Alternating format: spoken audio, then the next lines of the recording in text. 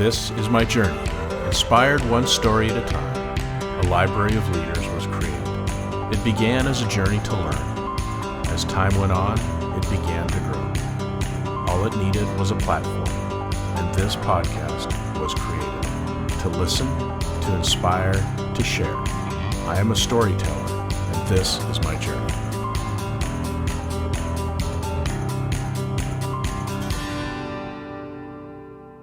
Welcome to another episode of Profiles in Leadership. I'm your host, Steve Anderson, and today our guest is Greg Hawkes, who is a keynote speaker, author, and corporate culture specialist who challenges leaders and teams to act like an owner.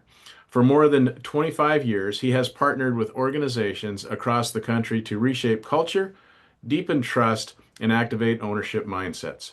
Earlier in his career, Greg spent a decade as an executive director of a nonprofit, leading teams through complex challenges and building environments where people contributed their best.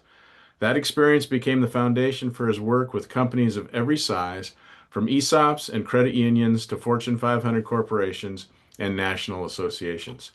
In his book, Act Like an Owner, 5 Unlocks for Creating Culture People Love and Results Leaders Need, Greg introduces vivid metaphors and frameworks such as owners, renters, vandals, the 5 unlocks, and the 3D plan for designing culture intentionally.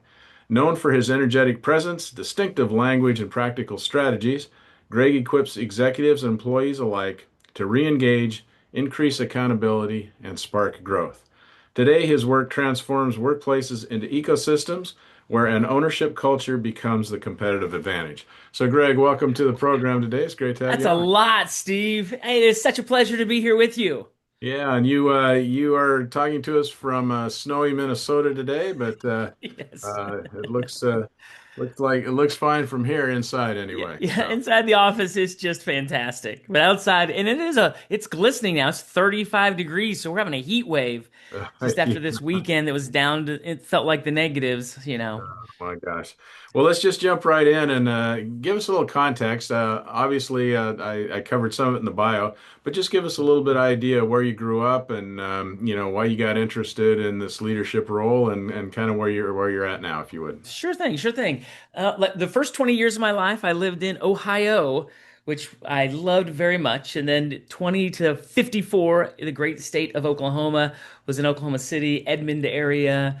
And I did a variety of jobs there, just as a young man and then furthering my career. And then I've been here for a year and a half here in beautiful Minnesota, the outdoor sunny snowy state. And what really working in that environment that you mentioned is that executive director of a nonprofit. I work with teenagers and I work with leaders of teenagers and the teenagers themselves. We had a campground that slept 840 kids a week, and we did it multiple weeks across the summer. So we had thousands of teenagers come through, and I was the executive director for a decade. And so we had summer interns, summer employees, we had 300 volunteers across the summer, and then throughout the year we'd go empowering leaders and working with teams, and just really fostering leadership and kind of next gen leadership and mentoring kind of strategies. And so I did that for a decade, and just had the most fun ever. I was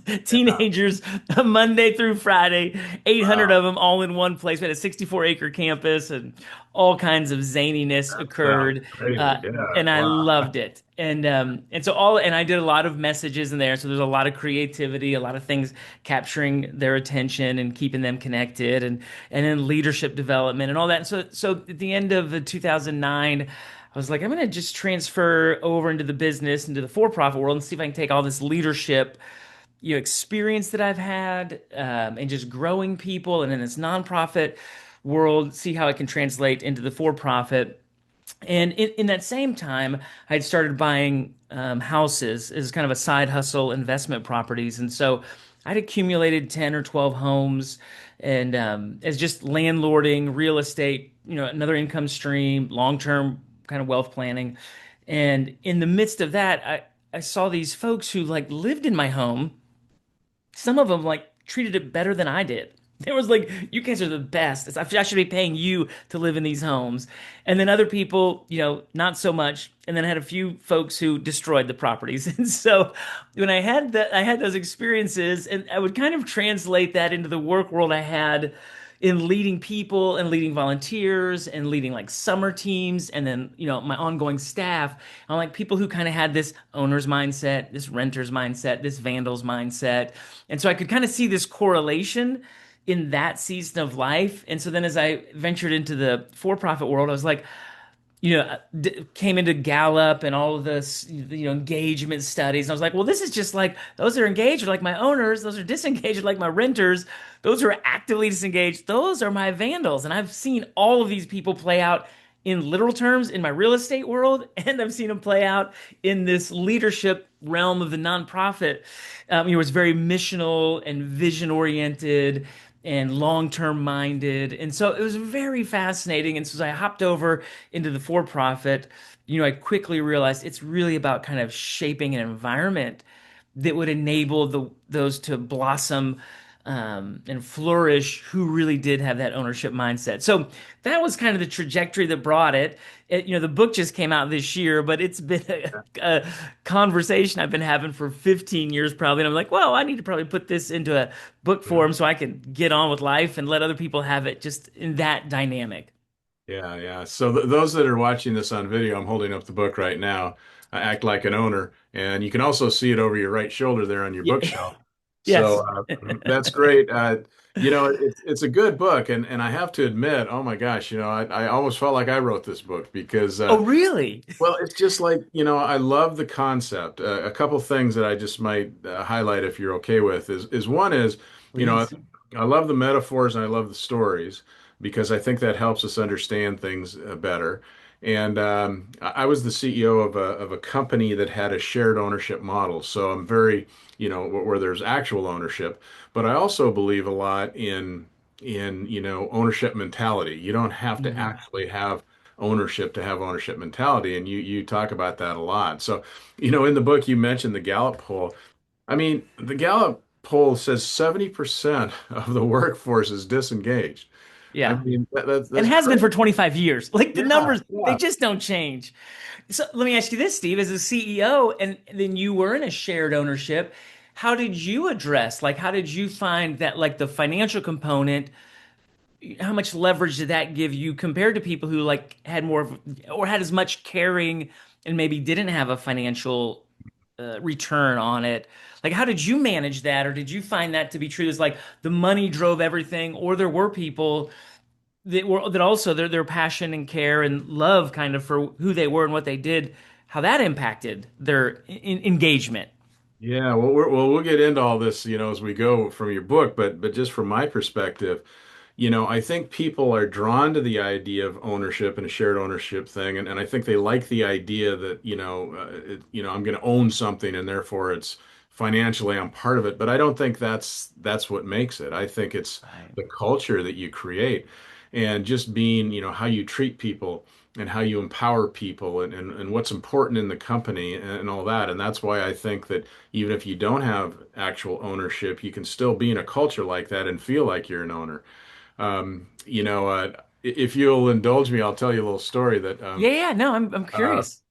I was in a Vistage group. I don't know if you know what Mhm. Vistage is, Yeah, yeah, a yeah. CEO group, and this one guy told the story, and he made it really long, but I'll try and make it short. Where he told the story that his dad had a beer distribution company when he Hmm. was a kid in Wisconsin, and his dad didn't hadn't gone to college, but he had this company, and he was really focused on educating his kids. So on Wednesday night for dinner, they would have a question of the week night on Wednesday night, and he said that every Wednesday night his dad would give all the kids a question, and then they would have to spend the next week finding the answer, and then come back the next Oh, week and report. wow.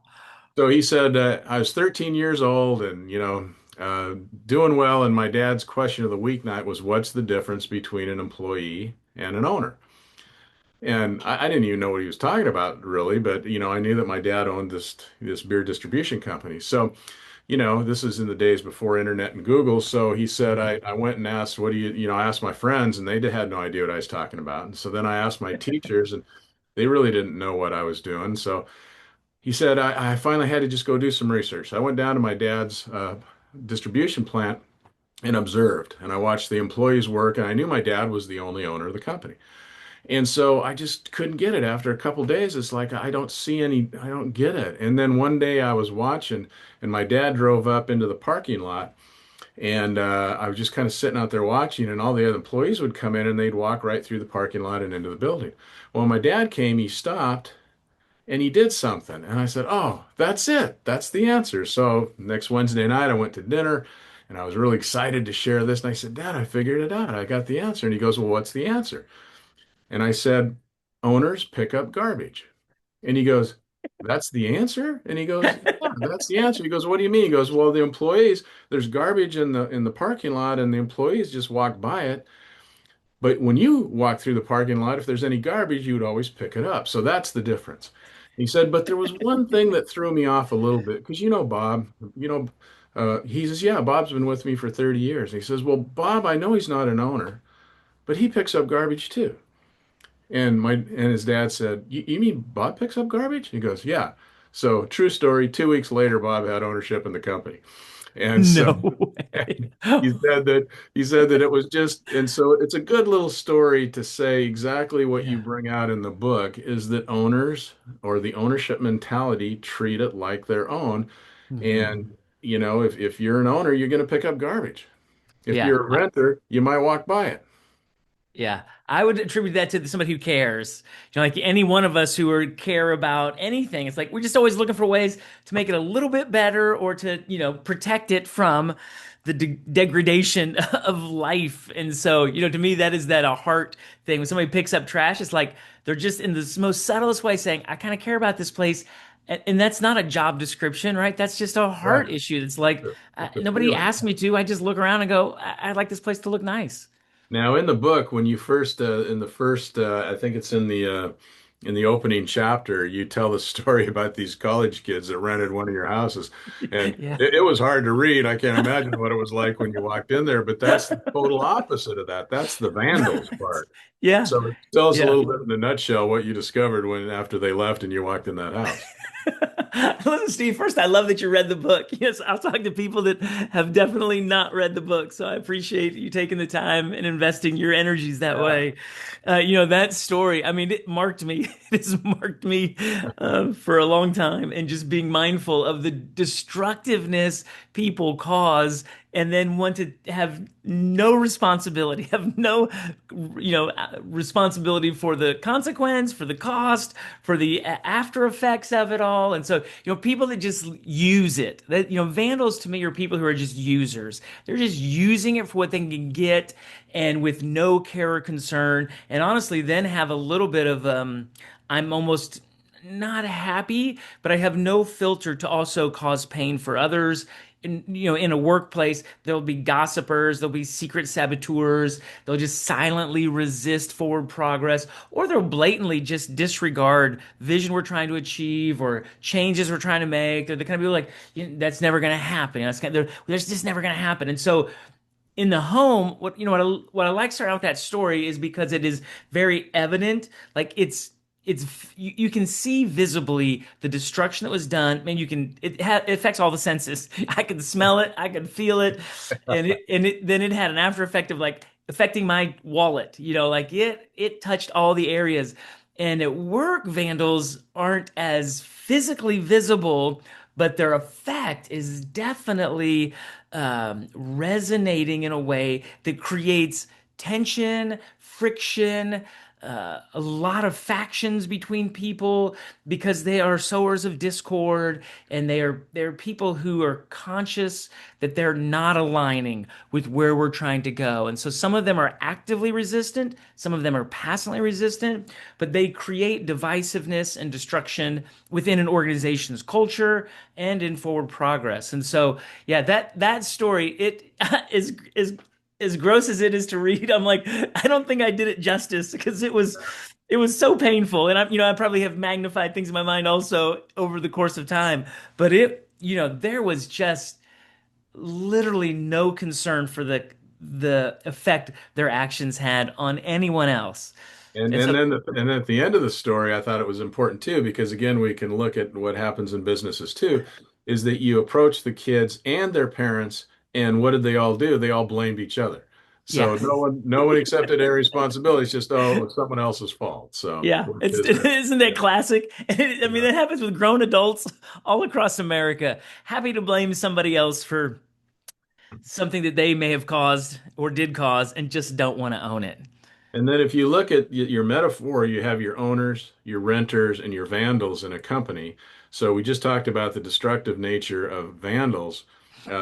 And it doesn't take a rocket scientist to figure out that the more owners you have in your company, the more ownership mentality you have in that company, those are the companies that thrive. Yeah, definitely. And that's that's the you mentioned in Gallup, and that's why I do the 25 year. I'm like, this is such an absurd thing that people get very excited about is trying to increase engagement. And you're like, if you'll just look for the last 25 years, all of the energies that have been made on the disengaged bumps one up, bumps one down, bumps another down, bumps one up. It literally never moves more than 1 or 2 points. And over the course of 25 years, it has a +or -3 spread. Like there's just not movement, but the movement happens when people deal with vandals. Because what people generally think is we want to get the disengaged engaged, and so they target the disengaged. And the miss for leaders is that's not going to move it. It's targeting the vandals and saying, hey, listen, a bunch of us are looking around and watching how you tolerate, put up with, let get away with, or you almost even celebrate these folks. Why should I give any more? Why should I care anymore? Because there's no benefit to me because of that. But you deal with vandals, and it spikes the ownership mentality. It spikes those who are willing to be engaged. And so, that's one of the great revelations from a leadership perspective is don't try to get the disengaged engaged. Deal with the actively disengaged once you're causing the toxicity and the inequality amongst people. Deal with those, and you'll find people because in general, Steve, my belief is people do want to own. People do want to give themselves fully. My shorthand is heart, head, and hands. Owners bring their heart, head, and hands. People do want to engage their minds and they want to care about something and have a good reason to. And if they're given a little bit of that, they will. But if they see injustice or things that they'll say is not fair, then they'll just go, I'm not gonna put my heart out there. I'm not gonna spend any more mind time on this because there's not an equality in how we're all being treated. So I just won't. And so it's a to me it's an obvious, but the challenge is it's really hard to oddly get rid of vandals in your Yeah. organization. Well, it comes back to that old Jim Collins metaphor where he says, you got to make sure the right people are on the bus. And if they're on Hmm. the bus, they shouldn't be on the bus. You got to get them off. You Yeah. also state in the book that I think is really interesting how on day one, everyone kind of has ownership mentality, but then something happens, and as you just described it, they see unfairness or they don't feel valued or whatever the issue is. That cuts down to, all of a sudden they become 50% of them become renters. So it's like we're doing something wrong if they all come in wanting to be owners and then we turn them Yeah. into renters. So Yeah. Well, it's interesting. I live here in Minneapolis now. I moved up here a year and a half ago, and I met with a VP of marketing of a local, there's so many great companies here, global corporations, mom and pop shops, and kind of everything between. So I really like Minneapolis and the business environment that's here.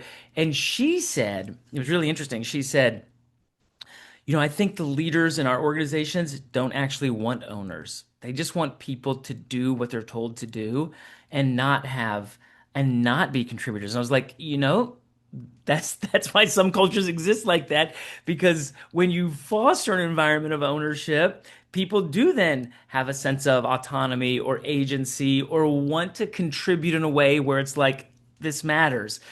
Like I have something to offer.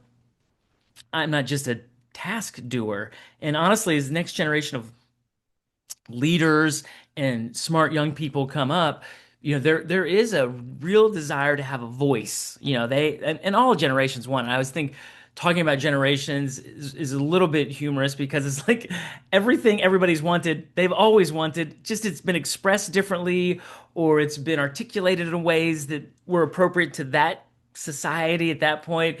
But even with Gen Z, they want their voices heard, and they want opportunities, and they want to have a place. They want to do meaningful work. I'm like, I'm Gen X, and I want all those things too.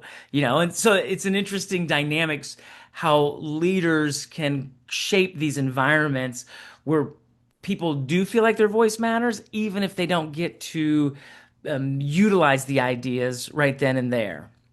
I love the reference in the book to Daniel Pink too, from the book Drive, because Yeah. that's again he kind of says those same things. There's three things that motivate people, and it goes across all generations, which is, Mhm. they need to serve a greater purpose than themselves.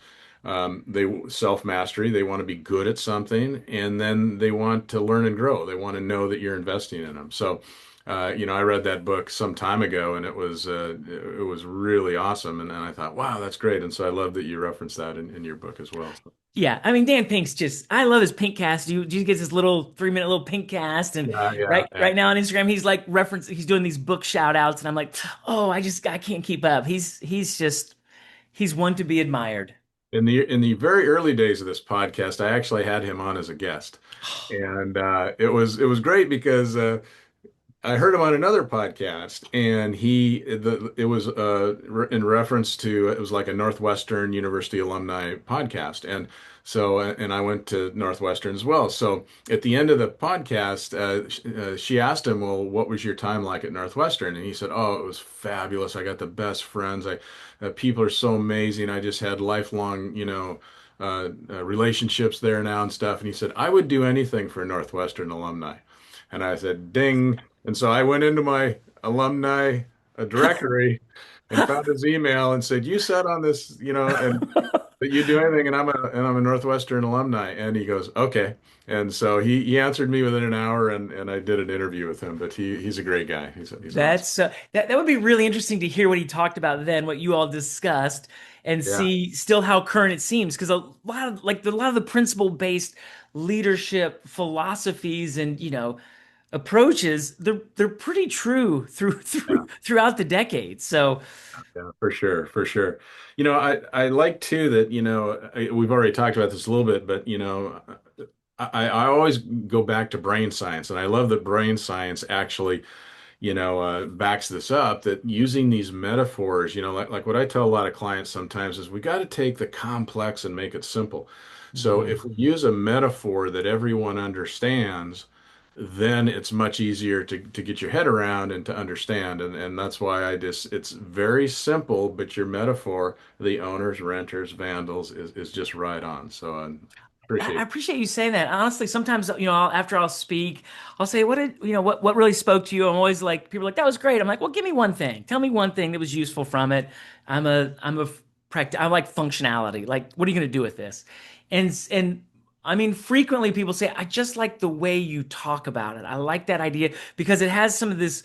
Once Steve, we incorporate language that then kind of shorthands communication, it gives people a sense of commonality and a bit of community that just a few pieces of language create. And so, like you're saying, with having a shared story and having stories that we all resonate with, that goes, "Oh, when you say I'm acting like a renter, I immediately know what you mean. Like, hey, man, stop acting like a renter today. Like, we just need you to bring your ownership." Like it just shorthand so many things that are really great for organizations when people do care and people do want to be bringing their best. And on days they forget it, it's like it's nice to have words that can be said that gives a back to the basic line that they want to be at, the baseline they want to be at, yeah. from it. And I think you probably experience this a lot as a keynote speaker. You can give this amazing speech and have a bunch of details and a bunch of research and all kinds of things in your presentation. Yet it's that simple thing that people will remember. So I would bet that when you're done speaking when you're giving one of your keynotes, that most people can walk out of there and remember owner, renter, vandal. So that's Yeah. what it takes because it's Yeah. again it's the simple things that we remember and the things that resonate with us personally. So your hook is a good one. I really enjoyed Yeah, that. I appreciate it. Yeah, and I like it. Listen, it's what works for me. It's literally the way my brain works. Like all of the different messages that I do are all analogies or metaphors. I have another one I just did with a client, and I've been doing it a long time. It's about navigating change and growth and how you own that. And I use a whitewater rapids analogy, and I have a raft with me, and I talk about the three things that create rapids in a river: pressure, obstacles, and terrain change. And they're the three things that create rapids in work. It's just the pressure and these challenges and how things move and are changing. And so it is, Steve, is that very thing is this the simplicity of ideas that people can relate to. That's the other thing. Like we use language like we need you to buy in. We want you to own the vision. Like people have heard that kind of language for decades. And so I'm just grateful because I've owned investment properties to have that because everybody's owned something, everybody's rented something. Hopefully people haven't vandalized, but probably when they have rental cars, it's the closest any of us come to Oh, vandalizing yeah. anything. It's like, oh, it's a rental. We'll just beat the heck out of it and not have a concern for it. Sure. Well, another line I've used a lot in my presentation is, someone once said, "No one ever washes a rental car." Yeah. Think about it. You don't rent a car and then go wash it. And one guy, I heard the story. One guy did raise sand. He said, "I did that once," and I said, "Really? What did you do?" And he says, "Well, I rented a car because I wanted to impress this woman that I was taking out, so I washed it to make sure it was really clean." And I go, "Okay, that's the first guy I've ever heard do that, so that's good." And it's funny that he rented it to upgrade his impression. Yeah, for sure. Like that's an expensive date if you got to keep that line going. Exactly, exactly. The other thing that I think is great in the book too is at the end of each chapter you have the questions for reflection, Mhm. which can help you bring it. We've all read a lot of leadership books. We've all read a lot of these things, and sometimes it says, okay, what did I get out of that? And just to kind of have those reflection points helps you think, okay, what did that chapter really say, or what really did resonate with me? So And I I try like to that. use that. Steve, I'd be interested in your take on it because as a senior leader in book reading, like, leaders are readers. Like that's just a simple philosophy. Like you got to Yeah, keep feeding your mind new words, new ideas, new thoughts. So even if those aren't the specific ones, it gives an elasticity to your brain. Like the neuroscience, like keep putting these inputs in, it keeps your brain firing and working away. And so it is like you can read so many different books and there's some yeah. commonalities or, a lot of sameness in ideas. But that, presented all different ways. Like there's nothing really new about what I'm saying, but the angle I'm taking and the approach and the stories, those are all unique to me. And so, how did you find those questions? Because I was thinking, I really want to be like useful in a team. I was trying to think like if they were reading as a team together and they're reading it, they're like, hey man, how did this like I'm really curious because you have a perspective that is being responsible at a C-suite level, and then for all the people that were part of that. Are they useful? Like, which how do you think they're Well, usable? You I know, think they are, and what I've done, I design leadership development programs, and a lot of times, like on let's say a day retreat or whatever you want to call it, Mhm. I always think, and one of the most important things that I learned over time was that at the end of that, to have 30 to 60 minutes of reflection time, where you can actually, create an environment where you can say, I don't get it, or you know, I'm going to challenge you on that. I don't think that's really true. That doesn't feel right. And then you have your peers to talk about it. And when it works beautifully is when a peer answers that question by going, "No, I think you missed the point. Here's what I see," and you get your peer-to-peer talk going as Yeah. opposed to the leader, telling you what you should see and what you should hear. And so it reminded me of that as it just forces you to reflect a little bit about what did I just read? What did it just say? Do I agree with it? Does it resonate with me? Uh, Hmm. and I do think that, back to brain science, we do remember things that we are repetitive or we think of often. When I give speeches, I like the style of coming up with kind of a line and repeating it multiple times throughout the speech, because then, as you say, when people leave after hearing the speech, they may not remember everything you said. They remember how it made them feel, but they can often remember the tagline, you know. Yeah. So again, act like an owner or whatever the tagline may be. If they hear that multiple times, that's something that they can take away from and bring back in reflection and discussion afterwards. So I like it. Yeah. No, I Yeah. appreciate that. What's a line that you have really become fond of, that you use in your in when you're what you're trying to impart to someone? Yeah, so I gave a speech, a couple ones that I can remember. One of the taglines was, "It's the little things, not the big things, that determine who we become." And Oh. so I just would repeat that, multiple times throughout the speech. The other one that I liked and resonates with me is, "I believe in the gray." We're Oh, we're forced to look at I everything love black and that. white, and so I would just say, I would tell a story or make a point, and then I'd say, and I believe in the gray, and it's okay to be in the gray. It doesn't have to be black and white for most things. Now, there's Yeah. certain values and certain beliefs you have that you kind of have to look at black and white. Yeah. Most of what we deal with, you can't look at it black and white, and I think that's what gets us in trouble. And quite frankly, our society right now is trying to force us into those black and white uh, Yeah. opinions, and I think we do better in the gray. It Yeah. depends. I love that phrase. I love that phrase.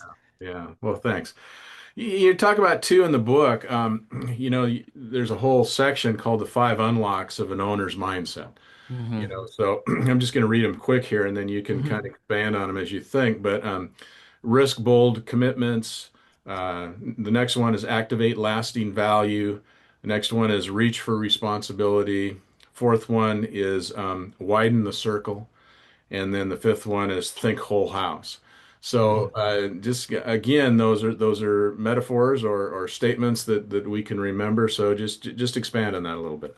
Oh man, I mean, I love all those. And since you've read the book and you know when I speak, they all have like tenant stories attached to them, like Yeah. real life people in real homes that just kind of encapsulate the philosophy that each one of those hold. I mean, the first one is when bought my very first house, which was a huge investment. And it's funny, Steve, when I tell the stories, the numbers are, first of all, they're 25 years ago numbers, and they're in the state of Oklahoma, which is like one of the least expensive places to live. So when I've shared these stories, even in Texas or in Florida or definitely on the East Coast, it's like, I don't know houses were ever that cheap, but we bought the first house was like $77,000 for a three bed, two bath, corner lot, 1,350 square foot, nice home, and so putting the 15,000, 20% down was like, oh, this is the big commitment that I'm making for a home I've never lived in. And when you do anything for the first time, it always feels like a risk. It always feels like,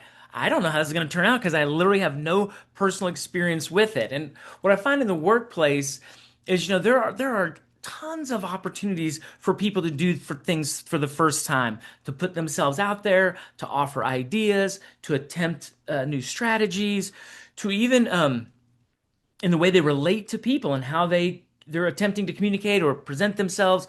There's all different kinds of first big steps that then inform you and you can learn from. And that's why it's risky, because even on the in the first house, the guy just bounced. He left the house. I didn't know that was an option. Yeah. I thought I won the lottery. I was like, I got a single dude that's a professional, wants to live in this three-bedroom house. I'm like, this is great. He's not, and turns out he wasn't great. And so you never know. You know what I mean? You just Yeah. literally never know. Even in our world of constant change and all the data that we have to back up decisions, at the end of the day, this is always a unique experience we're facing. And so you've got to risk it. You've got to make bold commitments. And because to me, the commitment side of it is what gives it like validity and strength, because people can say things. People have all kinds of opinions and they can spout off ideas, but it's the next step of like, I'm committed to seeing this through. Ideas are easy. It's the execution on those ideas that make it meaningful and matter. And so you and I probably have 10 different ideas a day, at least, on like, well, this would be interesting. Like, I bet I could serve people this way. I bet you this could generate some revenue. So we can bounce around all these different thoughts. but only until we go, all right, I'm committing to this one path. Does any of it really matter? And then that's the risk because then, opportunity costs can show up and you're like, okay, none of these are on the table anymore. And this is it. And so for me, that is part of that mindset and that heart that enables people to say, this is the course of action I'm choosing. And in a workplace, when you're on a team, you don't so much get to direct the course of action as you do the way I'm going to serve the course of action we're on. And Yeah. that takes some humility and it takes a lot of character to be able to say, I'm going to do this thing I've been tasked with as if I was the one who created it. People resist change that way. Steve, this is like, well, people resist change because most of the time it happens to them. And when something happens to them, they want to resist and fight back. Like that's a human nature kind of issue. But when they say, hey, I'm going to do this thing and it's different, they're all in on it because it's their idea. And so finding a way in yourself to say, hey, this wasn't my idea, but I'm going to act and think and commit like it was. It really brings a lot of freedom to people and it gives you a lot of credibility in then the task that you set out to achieve. Yeah, for sure. And you make the point in the book too, which I think is so true, is that, organizations are like, living organisms. So when I look back on, my early days as CEO, one of the mistakes I made is I identified a few things. Oh, we've got to do this. We've got to solve this. So we worked hard on it. We solved it. Mhm. And then I thought it's done. And then about 3 years later, 2 years later, it comes up again. I go, what is that? We already did that. But Yeah. it's a living organism, and you just have to keep feeding it all the time, and be consistent, and talk about responsibility, and talking about everyone's piece to contribute, and you just can't say it once and have it done and then expect it to happen for the next 30 years. It's ongoing all the time. Yeah, that is so true. And that's why, honestly, you probably had a really, I mean, what's interesting, when I work with ESOPs, where the Yeah, employees do have an ownership stake in it, they do. and Yeah. yet it's amazing how people don't really get it. Like the people that are come from an employee perspective and they're part of a thing, and that idea of like, I actually own a piece of this, it doesn't always translate. And I've there's another organization that I know of that like they help create ownership structures. So it's kind of more of a private equity has purchased and they've created these ownership structures where employees have a bit of it, but it only shows up like at the end of the sale. But that doesn't that the financial piece alone is really insufficient to create an ownership culture or for people to have an ownership mindset that they can bring to it. Because even that, the second point is that activate lasting value. It's they don't really grasp kind of the nature of how they themselves can generate value from within, generate value as an employee at whatever level they're at, and have it see kind of impact on their teammates or on the organization as a whole, depending on the product or service they're offering and the clients they're serving. So what I really appreciate that I had the opportunity to share in this book and this idea is it's really the mindset doesn't supersede the financial component, but without it, the financial component doesn't have a bearing on shaping a day in and day out work environment that people are thrilled to be a part of. Yeah. And like you said too, and I won't read all these because it's a lot here, but you talk about the best organizations invest. They help people learn and grow, and they invest in them. And so, they promote from within. They care about health and well-being. They pay for education and bring in programs to help people do, on and on. And there's a whole bunch of steps here. And they model this all the time, ongoing, every day. Yeah. Those are the organizations that, again, sometimes it's not just financial. If you're in a company where you feel like people care about you, Mhm. not just the performance you did, but care about you as an individual and care about your well-being, and then do things to invest in you to help you learn and grow. People feel it. That's a hard thing to measure sometimes, but you feel it, and when you feel it, then I think you develop owners, as you say in your book. Listen, I've had a client that for 9 years, I'm part of their annual event. We do an annual leadership event. and they're in property management. They own 30,000 units across 5 states and apartments and so forth, and manage even more. And they have the most long term employees, and it's a family owned business, and they've really created a culture of the cares. And I'm telling you, and it's like there's multiple, and I'm telling, we'll do a group with the top leaders, 120 leaders out of 1,500 employees. Half of them are 25 to 35 years plus, Yeah. and just without a thought of going anywhere else, doing anything else. And and they have limitations and opt for career growth, because when you work with young people, they're always about career opportunities and my next step. And you Right. get with people who've been around a little bit longer, and they're like, I found a place where I'm loved, my gifts are being utilized, we're doing good work. And so it's not always about what can I reach for next. It's like, okay, what can we build? Now it's almost like you shift to this idea of what kind of depth can we build with the people we have, with the clients we serve, with the properties we own. Like, what's the instead of this like always forward and up, it's like how do we find a satisfaction and kind of build wide and deep that is equally as rewarding as somebody who gets a little raise or gets a next level responsibility. Because when you there's only so far you can get in so many places, and if you find a place that has that, it's like, well, this is a very rich, there's a lot of reward beyond finances and career accolades for us as people that are really meaningful. And so Yeah. this environment does that for people. Yeah, and that's so true. And I'm the weirdest duck in the around because I worked for one company for 37 years. I started as an entry level person and eventually became the CEO. And so people, and we had the same thing in I've been retired now from that position for 9 years, and I Mhm. just went to a retirement party for someone in that organization that retired after 41 years. And so, it's just, you're right. You feel part of it. And a lot of people say, well, why do you continue to grow? Why do you continue to do things? And my answer to that always was because I want everyone to have the opportunity that I had. And Mhm. you have to wait till someone dies or retires. It takes too long.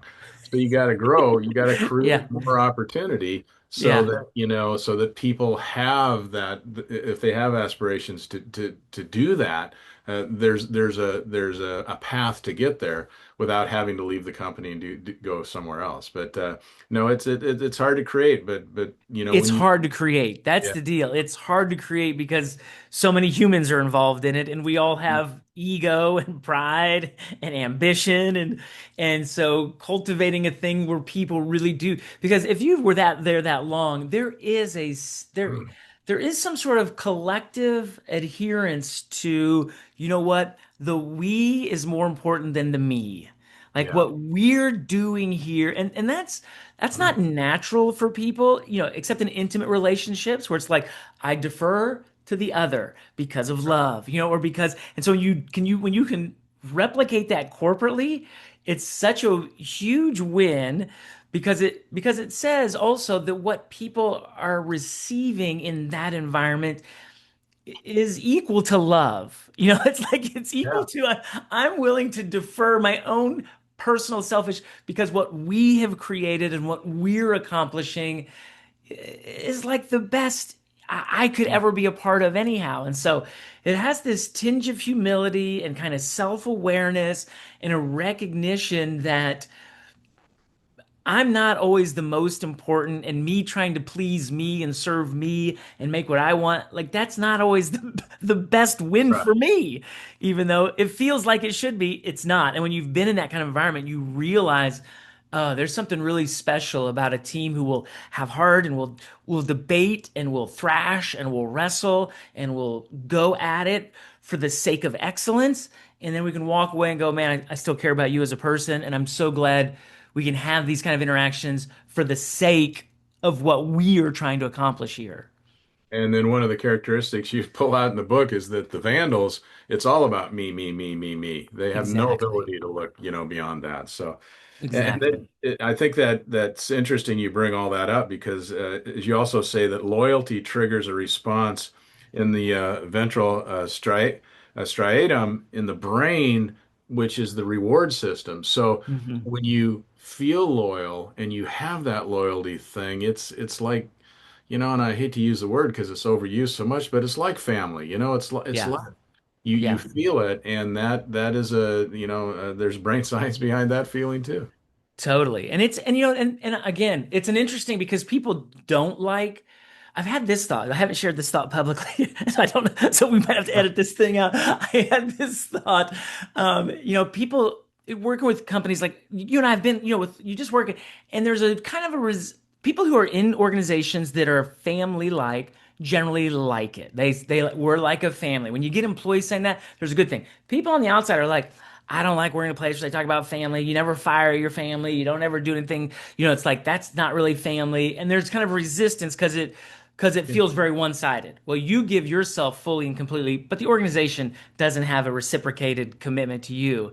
And yet, here's what I've noticed in our society, the last 10 years, certainly, has been this prominence of kind of firing family. Like people are like, I'm drawing my boundaries and I'm cutting off and they're no longer a part of my life. And it's not epidemic, but it's enough that it's not uncommon to meet somebody who's like, I don't talk to my mom anymore. Oh, I cut my child out of my life. They were bringing and this kind of odd dynamic of like I fire people in my family. It's like you're no longer a part of my life. You used to imagine that as that was kind of a cultural thing from other cultures, but now here in the States, it's kind of like people are doing that also, and so I always correlate stuff back to work and work environments and experiences I've had. So I'm like, people do kind of fire their family these days.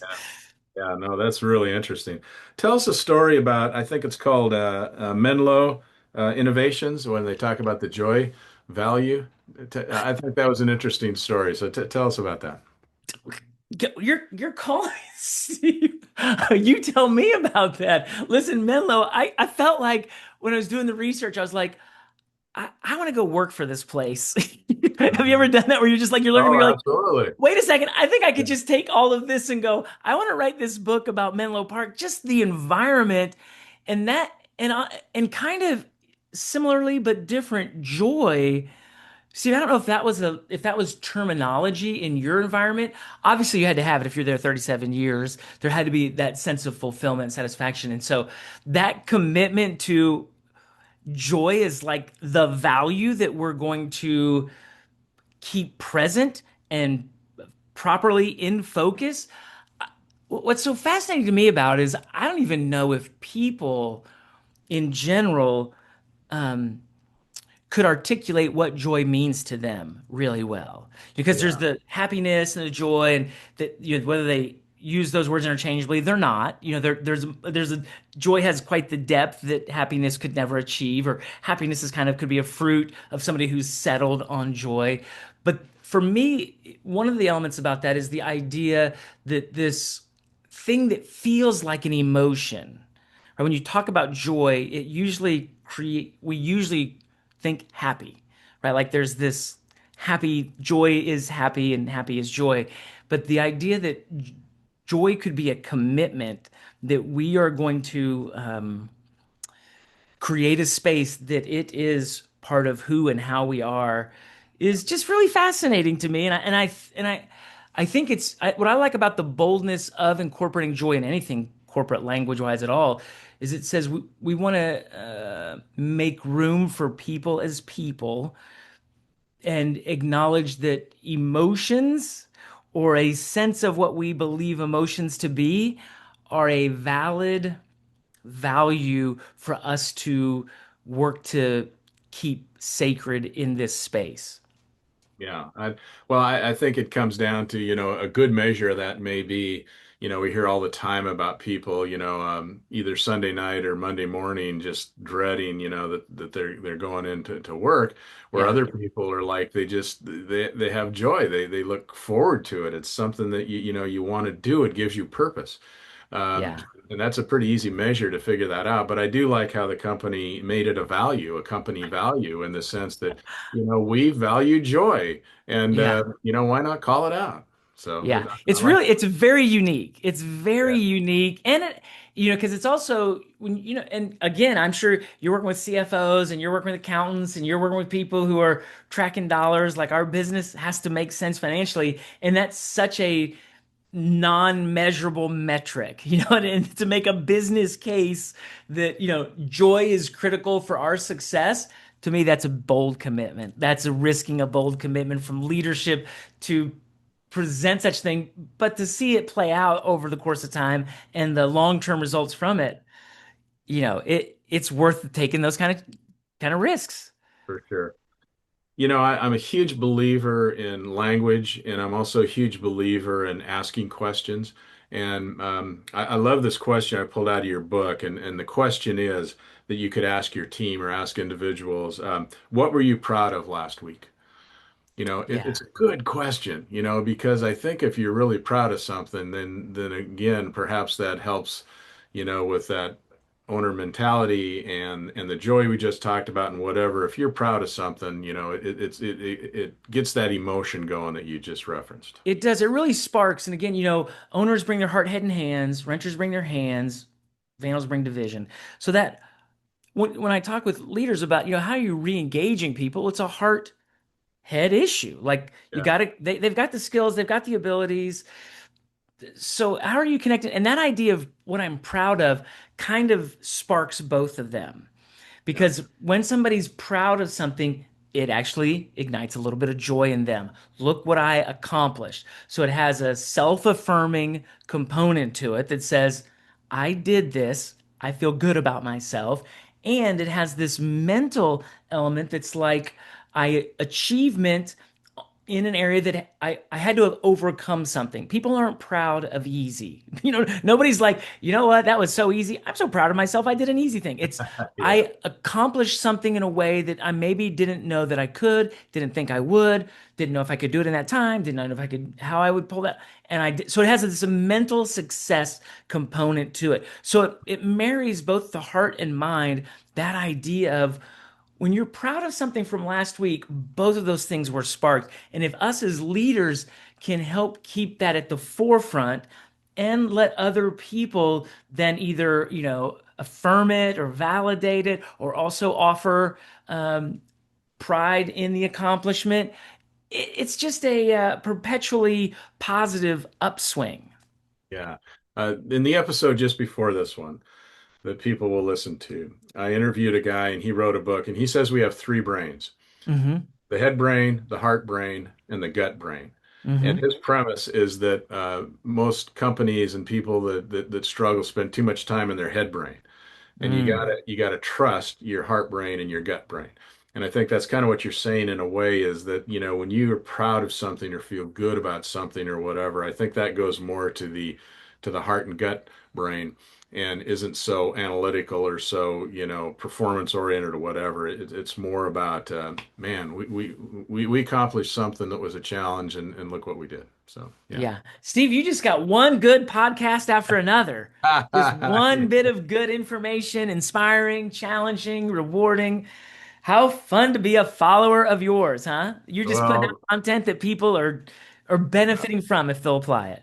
Well, that's why we do it. I mean, there's so Yeah. many interesting people, and there's so many different ways to look at the same thing, and what would that may really resonate with some people, and other people say, I don't really get it, but this over here resonates with me. So it's good to talk to different people and get Okay, their so Steve, let me ask you this. 9 years of doing podcasts and having conversations and the idea of sticky language and sticky ideas. What over the course of your 9 years, and you just talked about, the heart, head, gut, like what is one or two principle or analogy or language that struck you so significantly that you incorporated it or that you're like, I still remember this? Like, what's something over these 9 years that you're like, this principle or this? Because really, it's just a way of articulating and a way of yeah. framing up and that. What has stuck with you? Well, I think in the intro to this podcast, I identify as a storyteller. So I like stories and I identify stories. And to me, everyday life stories are what usually resonates with me to give me a message. So the one that comes to mind, and if you listen to this podcast on a regular basis, you go, "Oh, here he goes again. He's going to tell this story again." But it was very profound, and I do Yeah. think of this all the time. And what the story is it was I was interviewing a Navy SEAL, and he told me that, and then he became an instructor of Navy SEALs. And so the BUDS program that they go through during that training is like a week or 10 days of just absolute ridiculous endurance, kind of almost torture things that they do because Hmm. they're trying to weed out people. They're trying to see who gives up. And it's an 80% failure rate that drop out of that, even though it's the cream of the crop that starts it. So these are already really, so 80% drop out. And I said, well, who makes it then? How do you know as an instructor? How do you know who makes it? He says, oh, he says, I can tell in a second. And I go, what? What's the key? And he says, when a person that's going through that pain and suffering decides that that's enough for them, but they're going to help the person next to them with their pain and suffering, those are the guys that make it. So, in other words, it comes out of the me thing, and it's what can I do to help my neighbor and what can I do to help that person? Those are the people that make it. And to me, that's profound, Wow. right? Yeah, yeah, Because if it's me, and we kind of think about that, we already discussed Vandals, they can't get out of me. And all of a sudden, when you do something for something else that maybe wouldn't benefit you at all, but you actually did something that really benefited that person, I just feel that comes back to you tenfold. yeah, yeah. That's really good. Okay, That's thanks for sharing. I, yeah, I just that's a was curious. story. After all, I too love a good story and love things that like profoundly stick. Yeah, yeah, for sure. Well, and we talk about, building these cultures, this ownership culture, and you talk about um, discover in values, defining culture, describe behaviors, and Hmm. those things all make sense. But again, I think we've said it over and over so far today is you got to be consistent and it's got to be day to day and all the time and repetitive and you have to continue to show that you care, I think is the key. Yeah. And that on that the whole 3D, one of my favorite, the process we go through is a lot actually of extracting and discussing and wordsmithing. But then once you get those behaviors and you're like, this is what it looks like for somebody who's going to kind of win in this environment when they're aligned with it, and these are the behaviors that do not. So we literally like craft both of them. And so it's really again useful because sometimes people think culture, it's this idea, right? it's mushy, or it's how they have I've heard all kinds of definitions. I'm sure you have as well. It's, how we do things around here, what we tolerate around here, how I feel about this, what we, how we just all these things. But when you start putting behaviors and say, this is how we act and this is how we don't act, it really brings a tangibility to what culture looks like and why having a ownership culture, a thriving culture, a healthy culture, why it does empower and enable people to succeed and a company to succeed overall, because it says these are our agreed upon approaches, and it's not mushy, and it's not this ethereal idea. It has real legs to it that we can track and look at and think about. And I think that's so important for people to have that sense that it's not random, or it's not just a feeling, that there are these really descriptive ways people work, function, react, treat, respond, grow, be proactive, all the things that define who we are. So that's what I like. That whole process, I love at the end of it. It's like, here we've got a real strong mirror here on what we do and what we don't do, how we fit, how we don't fit, who's going to succeed, who's not going to succeed. Yeah, and it's a great segue into another quote I pulled out near the end of the book where it says, our life is a result of our choices.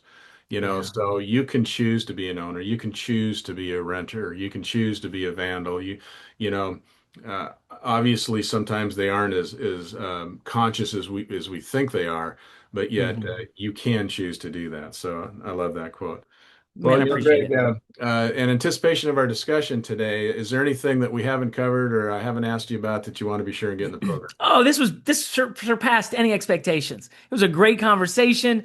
I love your stories and hearing the things that you've learned as a leader. And so, no, I'm completely thrilled. We can do another hour though. Like there's Well, always because we didn't. The one thing that I did that you just pointed out that I really found myself a little lost in writing the book was the idea about as a person. There's too many people in our society that are renting their own lives, that they are not taking ownership of their own lives. And I want to be a compelling voice that encourages people to, in every aspect, instead of blaming or feeling a victim, or even when yucky things happen, that we can still take ownership of our response and our actions and the things that come from it. And so, that's the only thing that I was surprised even myself that I was like, this because it's a business culture, but as a person, man, I want people to in every aspect of their life take ownership and not let excuses or experiences hold them back from walking a fulfilled life as an owner of it. I couldn't agree more, and I've used the tagline a lot is just own your behavior. If it's bad, good, or whatever, just own it and say, okay, if it's bad, I own it. I apologize. I move on. I correct it. Do whatever, but just own it. I think the people that don't own their behavior are the ones that struggle with that for sure. Yeah, yeah. So at this point in the interview, I always ask my guests the same common question. So that question is, in relation to leadership, what Mhm. is a pearl of wisdom that you could leave us with today? Pearl of wisdom to leave with leaders. I will take it from the book because this has been transformational. Leaders must like the people they lead. They can have no room for disdain or discouragement or not liking. Leaders must like the people they lead. They cannot badmouth them. They cannot speak poorly of them. They cannot justify their own choices based on a bad character that they're leading. Leaders must like the people they lead if they want their teams to succeed. Well said. Well said. Well, Greg, this has been a complete pleasure. I really enjoyed our discussion today. I think we think a lot alike, and I just talked to a client yesterday, and we're talking about ownership, and so I'm going to send them this book because I I think appreciate that. I appreciate so, that. Thank you. I've yeah. loved it. So thanks for your time today. I really appreciate it. It's great stuff, and anyone who's listening, I'd recommend the book. I assume you can get the book on Amazon or any It's place you can. Amazon, Barnes and Noble. It's all over the place. Amazon's the easiest, quickest. They're Yeah. they're so efficient in their Uh, business model. Okay, and if they want to contact you, how can they do that? They can just go to my website, greghawks.com, GREGHAWKS. So just first name, last name.com, or on LinkedIn. I love connecting with people on LinkedIn. So those are the two platforms I hang out on. Okay, awesome. Well, thanks for your time today. It's been great as we've discussed, and enjoy the rest of your day. And maybe we'll run into each other down the road one of these days. I hope so. Thank you, Steve. Okay, Greg. Take care. Bye bye. Bye. Thank you for listening to another episode of Profiles in Leadership. To listen to all my interviews, subscribe to Profiles in Leadership with Steve Anderson on Apple Podcasts, iTunes, and many other popular podcast platforms. Some of these interviews are on video, and you can search YouTube for Profiles in Leadership with Steve Anderson. You can also access the entire library of interviews on my website, orange.coaching.com, and that is orangetheword.coaching.com, and go to the Media Center and click on Podcasts or Video Gallery. You can also enter the website from pilpodcast.com.